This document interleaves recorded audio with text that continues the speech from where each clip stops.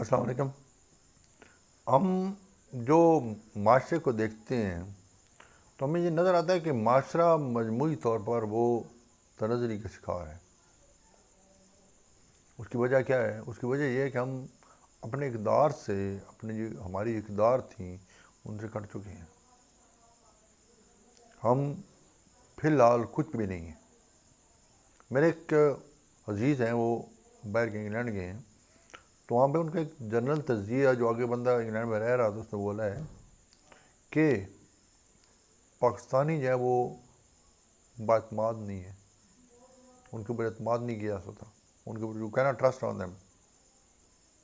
تو اب دیکھیں کہ ہم پھر کیا بن کیا رہے ہیں، اس کی وجہ کیا ہے؟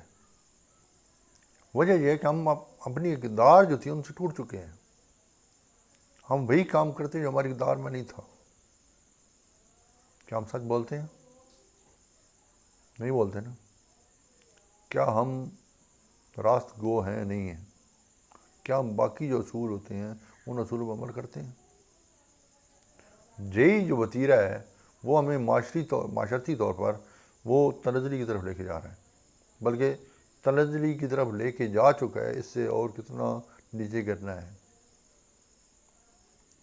معاشرے کی جو مجموعی سوچ تھی وہ سوچ غلط ہو چکی ہے، جس وجہ سے جو ہمارے پہ لوگوں کا جو اعتماد بننا تھا، جو ٹرسٹ ڈیولپ ہونا تھا کہ یہ لوگ اچھے ہیں، وہ ختم ہو گیا ہے۔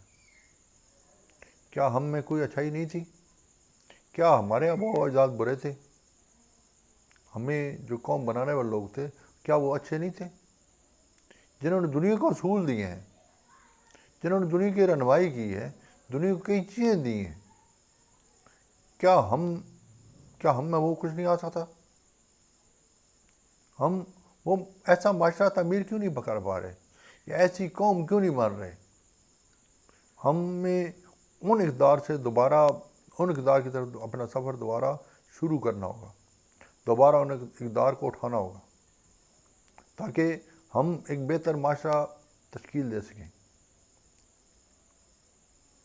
اللہ آپ کو خوش رکھے۔ بہت شکریہ۔